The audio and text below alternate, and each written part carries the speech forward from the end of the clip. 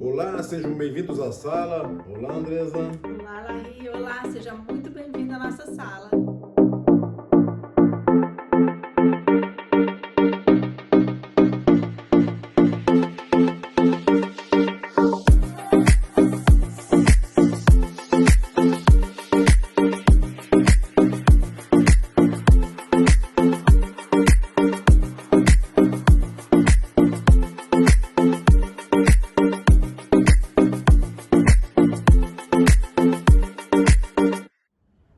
Esse é o nosso encontro semanal. Nós estamos aqui estudando o livro de Gênesis. E agora nós vamos entrar no capítulo 42. Daqui a pouco vamos terminar Gênesis. Vamos lá. Eu acho que vale até uma coisa aqui, Laída, a gente lembrar de você compartilhar esse link, compartilhar esses vídeos, né? Deixar o seu like ali.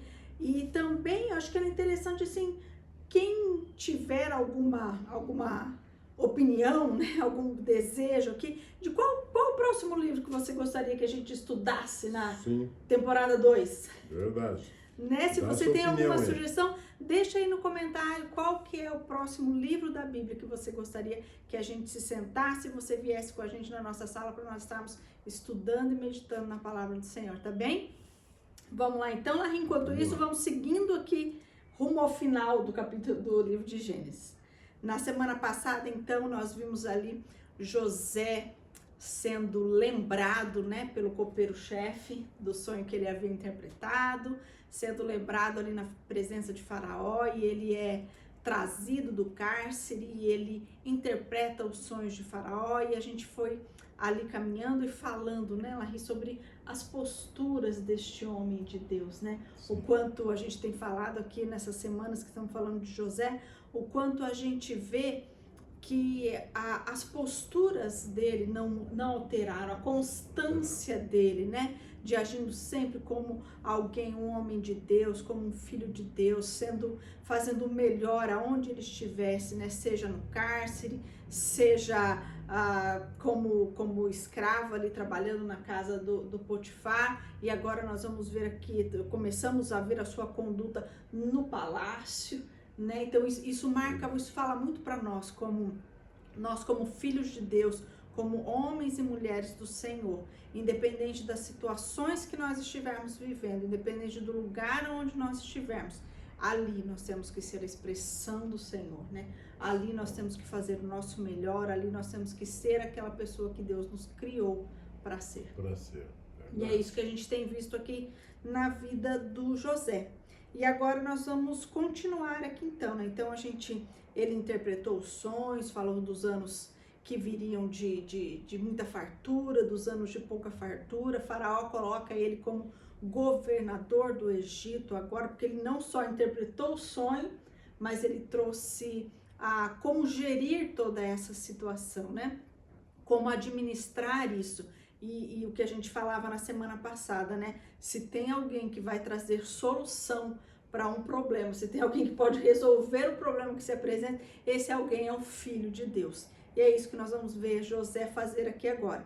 Então, anos já se passaram, né? Já viveram aqui alguns anos os 7 anos de vaca gorda já passaram, né? A abundância já passou, agora o Egito e toda a terra começa a viver o período de fome, de seca, de escassez, mas o Egito, porque Deus levantou ali alguém com a responsabilidade de filho, ele se abasteceu, guardou, teve mantimentos, né? E agora vai salvar o mundo ali dessa fome, dessa situação que eles estão passando ali.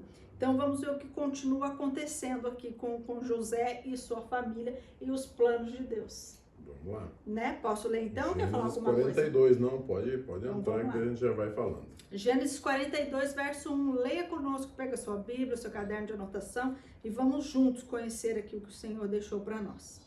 Quando Jacó soube que havia mantimento no Egito, disse a seus filhos, porque vocês estão aí olhando uns para os outros, e acrescentou, ouvi dizer que há cereais no Egito. Vão até lá e comprem cereais para que vivamos e não morramos. Muito bem. Olha só, Andresa, como que é interessante um homem de Deus, né? O Jacó soube que havia trigo lá no Egito, né? e disse para os filhos deles: por que estáis olhando um para os outros? Como eu vejo aqui uma situação que acontece com nós todos os dias, né? Às vezes nós temos um problema, o problema se apresenta e as pessoas ficam ali, um olhando para os outros e não tomam atitude nenhuma. Apáticos, né? Apáticos mediante daquela situação, né? E aqui não é um caso assim que acontecia, já aconteceu lá com Abraão, Sim. né? Aconteceu com Isaac, teve épocas Período de escassez, fome, né? épocas de fome, né? E eu vejo aqui o Jacó, um homem realmente de Deus, né? O que ele faz? Ele toma uma decisão. Ele pega e diz: olha, o negócio é o seguinte, vamos lá, né? Vocês vão ficar aí parados? Vocês vão ficar aí parados, né? Imagina só, ele tinha ali todos esses filhos, aquela turma ali, e um ficava olhando para o outro sem tomar uma decisão. E a fome chegando, quer dizer, a necessidade chegando e ninguém tomava decisão, né? E esse homem de Deus vem ali e diz: não, o negócio é o seguinte, ó, eu ouvi falar que lá no Egito, né, tá tendo trigo. Então vamos para lá. Vamos lá. Diferente, toma... né, a ação aqui, a postura dos irmãos, diferente da postura de José. José, diante de cada problema que apareceu na frente dele, ele buscava a solução, tomava uma decisão. Exatamente. Né? Eu vejo assim como um homem de Deus tomando uma decisão, né? Ele jamais imaginava que o filho dele estava lá no Egito. Ele simplesmente tomou uma decisão porque a solução era essa. Para nós não morrermos de fome, vamos ter que dar um jeito de ir para lá. Sim. E já mandou a ordem, né? Então eu acho aqui uma maravilha a gente entender que não adianta a gente ficar olhando para um lado para o outro e sim tomar uma decisão mediante os problemas. Há momentos em que nós temos que nos levantar e ter uma atitude. Temos que nos levantar e tomar uma decisão, exatamente. Vamos lá então, verso 3. Então 10 dos irmãos de José foram comprar cereal no Egito. Mas Jacó não enviou Benjamim, o irmão de José, na companhia dos irmãos, porque dizia: e se lhe acontecer algum desastre? Entre os que iam, pois, para lá, foram também os filhos de Israel, pois havia fome na terra de Canaã. Tu vê, né? Aqui, mesmo lá um homem de Deus tomando uma decisão, mas aqui mostrando também um homem de Deus com medo, com receio, né, o que pudesse acontecer com o filho. Sendo precavido por conta do Exatamente, já tinha acontecido, né, com outro filho dele e tal, né?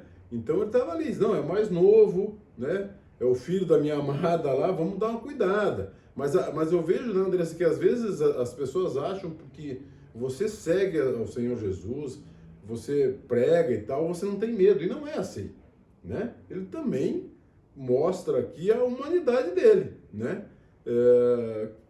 Olha, vamos lá, né? Em vez de acontecer algum desastre, vão vocês lá e organiza um negócio para nós, né?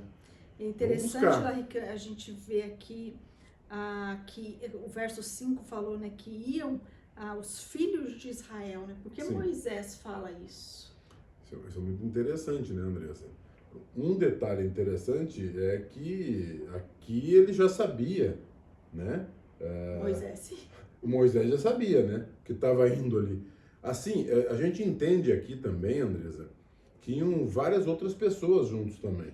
Não era só os filhos dele, né? Se você analisar, não eram só os filhos da sua casa. Todas, né, as pessoas ali, né? Jacó era líder, né? Exatamente. De uma tribo, assim como Abraão foi. E aqui existiam outras pessoas. Então, Moisés está aqui nos dizendo que a precórcia, que o embrião da nação de Israel está entrando ali também, né? Exatamente, mas ele está mostrando que o pessoal está indo outras pessoas junto, porque a fome era geral, né? Sim. A fome era geral, tinha que dar um jeito em arrumar alimento para eles, né? Isso é uma coisa sem dúvida nenhuma, né? Vamos lá, então, verso 6. José era governador daquela terra, era ele quem vendia a todos os povos da terra.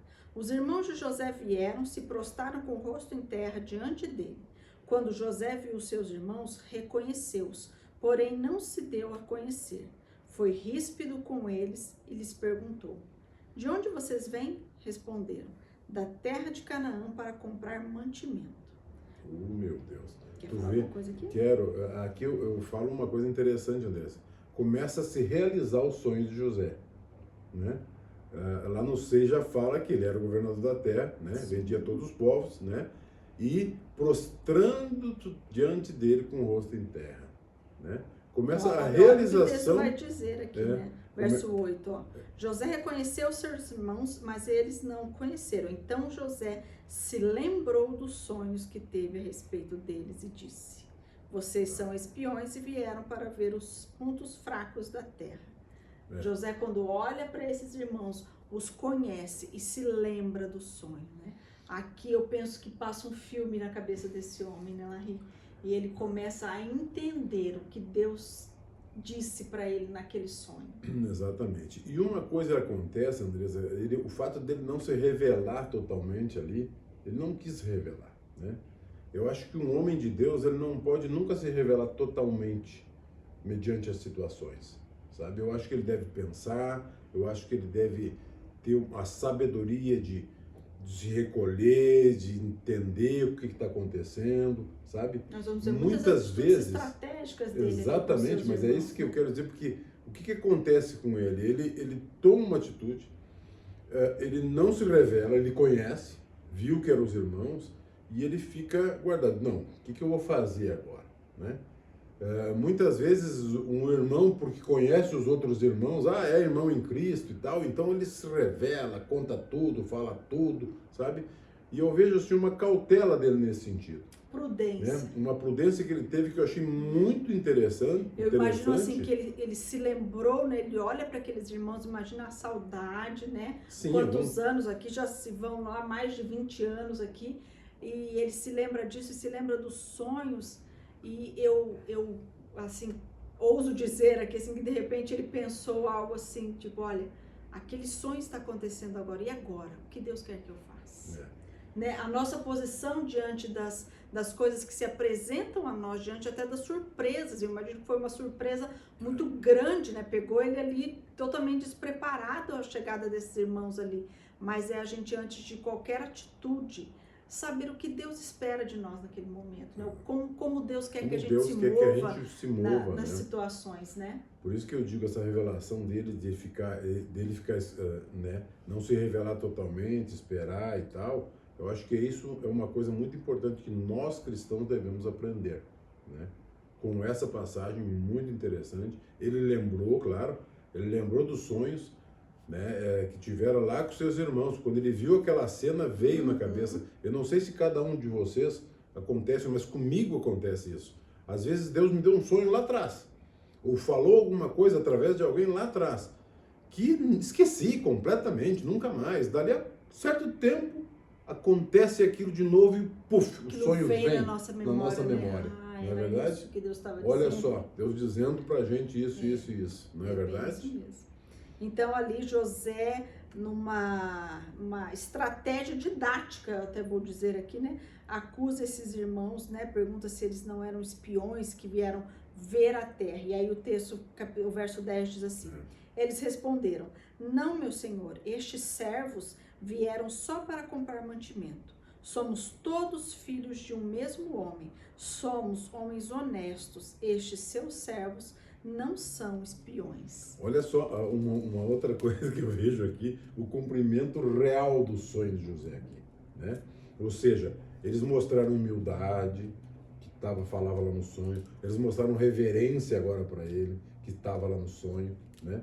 Tudo se realizando, passo a passo realizando tudo aquilo que José tinha sonhado lá atrás. Sim, os feixes de trigo se prostrando diante dele. Exatamente. É essa cena que o texto acaba de relatar aqui para nós, né? É se portar como quando você se prostra diante de alguém, né? Como servo, como alguém que está abaixo, quando alguém que está ali para servir aquela pessoa, né? E é isso que José está aqui. E eu fico pensando que estava na cabeça de José nesse momento. Ele devia estar atônito, né? Vendo seus irmãos, vendo o sonho que Deus deu a ele há tantos anos atrás se concretizar, sonhos estes que também foram responsáveis por grande parte daquilo que aconteceu na vida dele, né, Larry? Sem dúvida.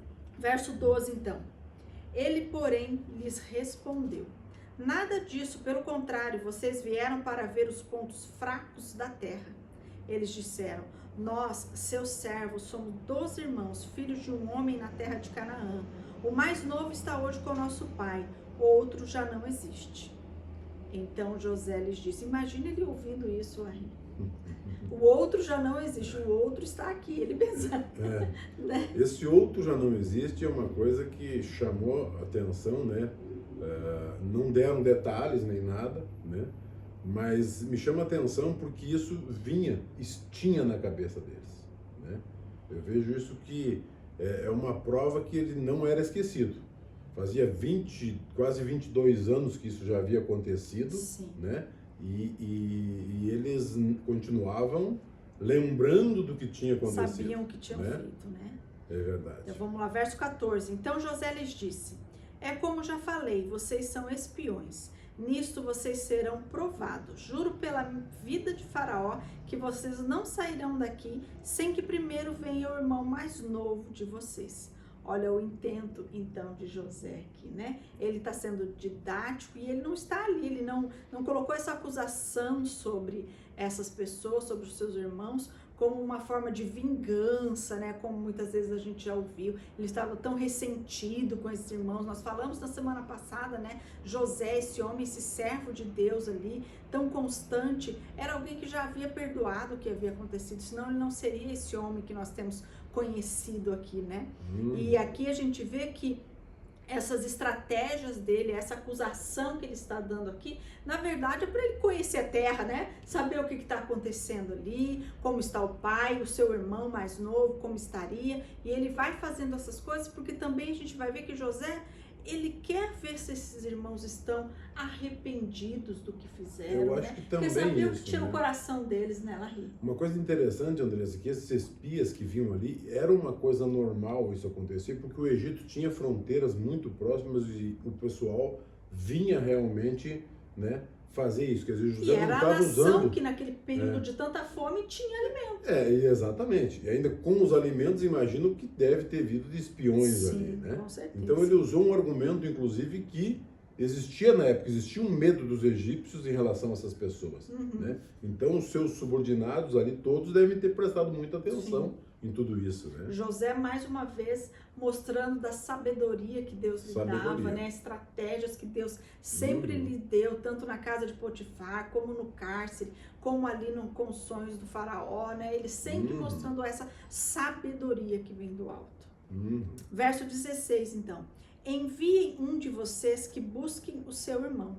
Vocês ficarão detidos para que sejam provadas as palavras de vocês, se há verdade no que dizem ou se não. Juro pela vida de Faraó que vocês são espiões. E deixou todos presos por 3 dias. No terceiro dia, José lhes disse: façam o seguinte e viverão, pois temo a Deus. Meu Deus. Olha só. Eu leio 19 também, só. Se são homens honestos, que um de vocês fique detido aqui onde estão presos, os outros podem ir, levando cereal para matar a fome de suas famílias. E tragam-me o seu irmão mais novo, com que serão verificadas as palavras de vocês, e vocês não morrerão. E eles se dispuseram a fazer. Olha como que é interessante, Andressa, que um homem de Deus, um homem temente a Deus, né? Não precisa nem falar dos exemplos que José nos deu aqui. Mas é interessante que ele primeiro toma uma decisão. Vai todo mundo ficar preso aqui. Um de vocês vai lá e busca seu irmão.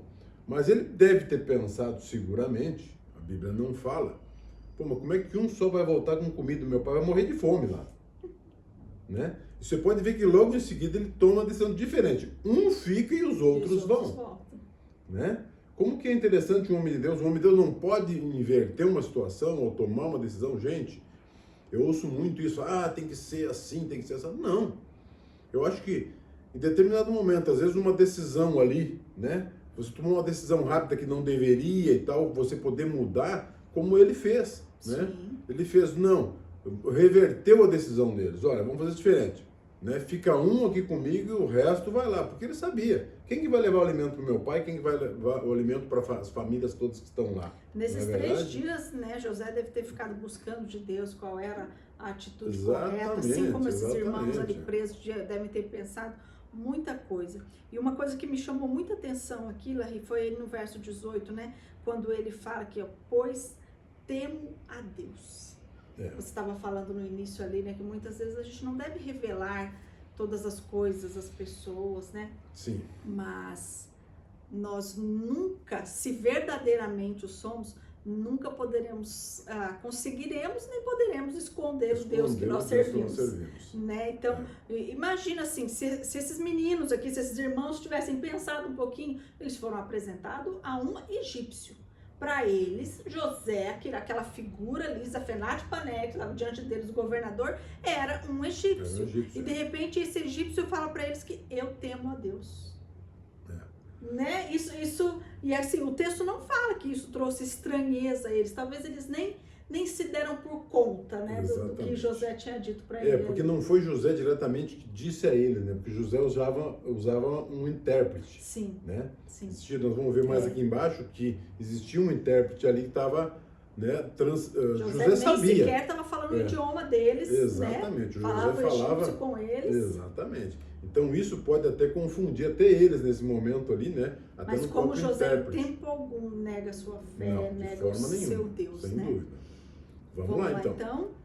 Verso 21. Então disseram entre si, na verdade estamos sendo castigados por causa do nosso irmão, pois vimos a angústia da sua alma, quando nos pedia e não lhes demos ouvido. Por isso nos sobrevém agora esta ansiedade. Olha como começa a produzir resultados. A estratégia didática ali de José, né? Segurando esses homens, acusando-os de serem espiões aí, né? Aquilo começa a remoer. Olha o trabalhar de Deus acontecendo aí, né? Exatamente. Vem a memória deles, eles começam a remoer. Por quê? Porque esses irmãos precisam ter um arrependimento genuíno do que aconteceu, do que fizeram, né? E a gente vê pelo fato que eles se sentiam culpados por isso, né? Imagina como foi os 20 e poucos anos desses meninos lá sentindo essa culpa toda, né? Aqui começa, na verdade, Andressa, como você falou, a reparação daquilo que eles fizeram, né? Eles vão começar a entender e aí a coisa vai ficar mais bonita aí. Muito bom. 22. Rúben respondeu-lhes: não é verdade que eu disse, não pequem contra o jovem, mas vocês não quiseram me ouvir, pois agora estão vendo o sangue dele está sendo requerido de nós. Né? Quando a gente é convencido do nosso pecado, quando a gente verdadeiramente está convicto de quem nós somos, do que nós fizemos, aí sim nós podemos ter um arrependimento genuíno, né? Eu acho que aqui começa o arrependimento deles. Eles vendo que um peso desse nas costas deles. Até né? então, esses anos todos, acho que um remorso, uma Existe tristeza, um tal, peso, né? Aqui eles começaram a se arrepender, a sentir realmente a culpa, né? E entender, e nós temos que entender que quando você realmente aceita, quando você realmente vê, olha, fui culpado, fiz bobagem, né? Esse arrependimento, ele começa a gerar dentro de você uma coisa diferente. Não é simplesmente, eu me arrependo do que eu fiz. Não é assim que funciona. Né? Você sente a culpa, você se arrepende, né? E aí a coisa começa a ser transformada dentro de você. Exatamente. É o que vai acontecendo com eles agora. Né? Aí depois, sempre quando há um arrependimento, há uma vontade na gente de uma reparação. Às vezes não tem como fazer essa reparação, né? Mas logo após o arrependimento vem isso. Pô, fiz isso, o que eu posso fazer para poder, né? Tem vezes que não tem como, né? Mas aí vem, sabe? Para depois vir a restituição realmente, para você voltar a ser realmente o que Deus quer que você seja, né? Aí agora aqui no 23 nós vamos ver então José tendo a resposta da sua estratégia ali, né? Eles, porém, não sabiam que José os entendia, porque lhes falava por meio de um intérprete. E retirando-se deles, José chorou.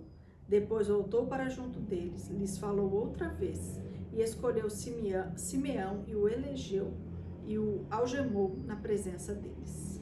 Aqui, André, você deve ter vindo na lembrança de José, eu fiquei pensando muito sobre esse texto, né? O que fizeram com ele, na verdade, os irmãos, né? Amarraram ele, jogaram naquela cisterna, depois amarraram, venderam lá, tal. Eu acho que esses irmãos, essa ação do José, na verdade, foi para ser lembrado isso, sabe? Sim. Lembrados, olha, a hora que vocês fizeram agora, vocês vão ficar aqui. Quer dizer, é vocês que vão ter que agora mudar toda essa história, né? Através do arrependimento, através de tudo isso que vai acontecer para frente aí. Verso Não é verdade? 25, então. José ordenou que lhes enchessem de cereal os sacos e lhes restituíssem o dinheiro, a cada um um saco de cereal, e o suprissem de comida para o caminho. Assim foi feito. Carregaram o cereal sobre os seus jumentos e partiram dali. Quando um deles abriu o saco de cereal para dar de comer ao seu jumento na estalagem, encontrou o dinheiro na boca do saco de cereal. Então disse aos irmãos: devolveram o meu dinheiro, está aqui na boca do saco de cereal. O coração dos irmãos se encheu de medo e, tremendo, entreolhavam-se, dizendo: o que é isso que Deus nos fez?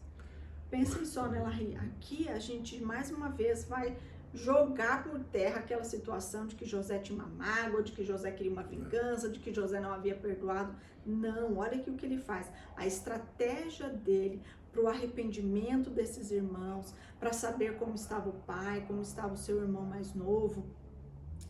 Ele faz isso aqui, né? Ele dá essa punição, vamos dizer aqui, ele faz esse acordo com eles aqui, e quando eles estão voltando, José manda mantimentos para eles no caminho muito longo. José prepara, José devolve o dinheiro. Então é um homem que está cheio de misericórdia, é um homem que está cheio de amor por essas pessoas. E olha que ele diz: o que é isso que Deus nos tem feito?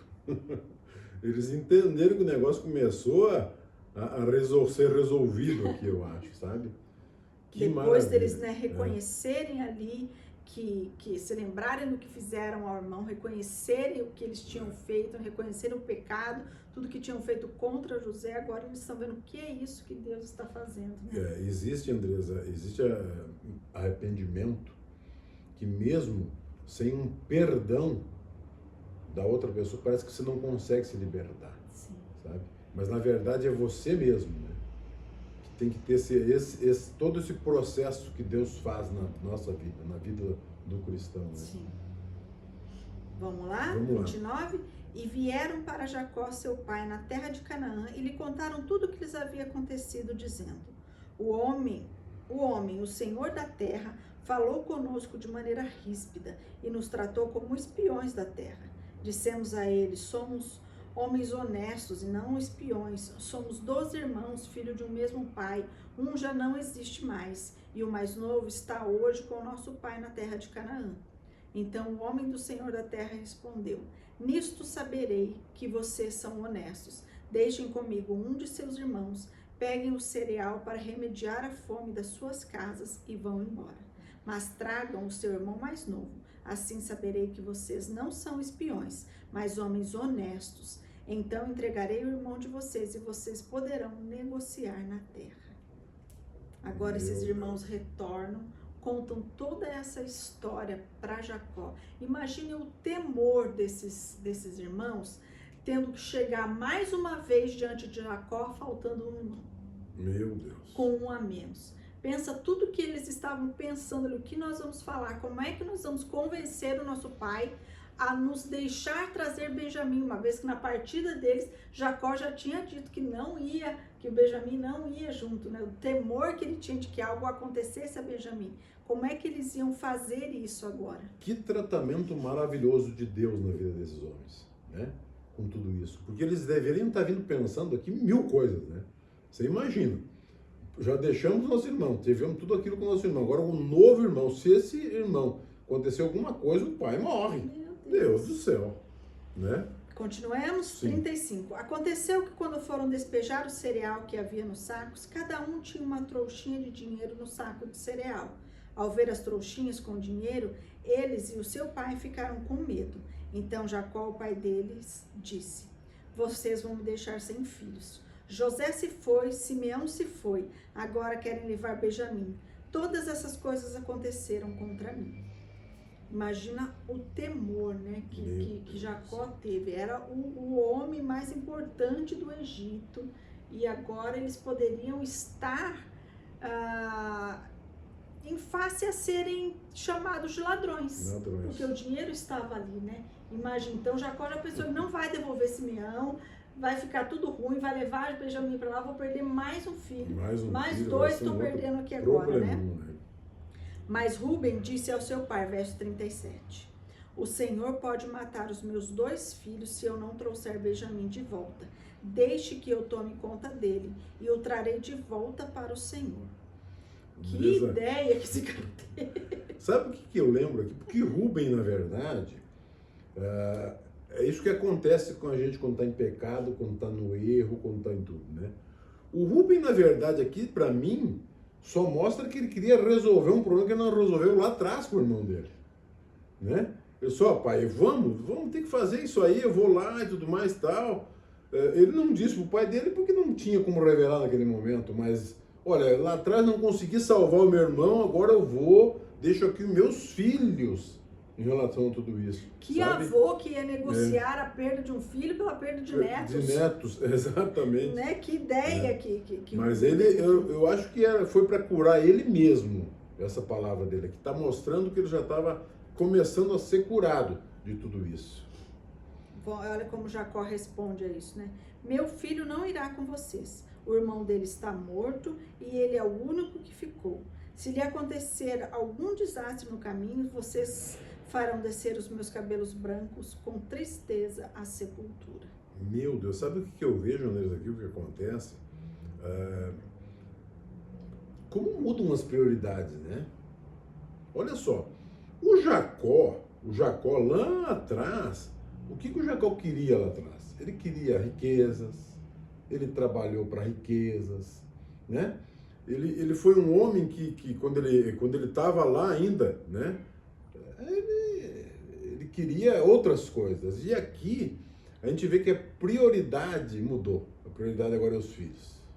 A prioridade era o filho que já tinha ido, agora é o outro filho. Quer dizer, ele não estava se preocupando, sabe? Mudou, sabe? Mudou essa decisão, mudou a prioridade dele como era lá antigamente.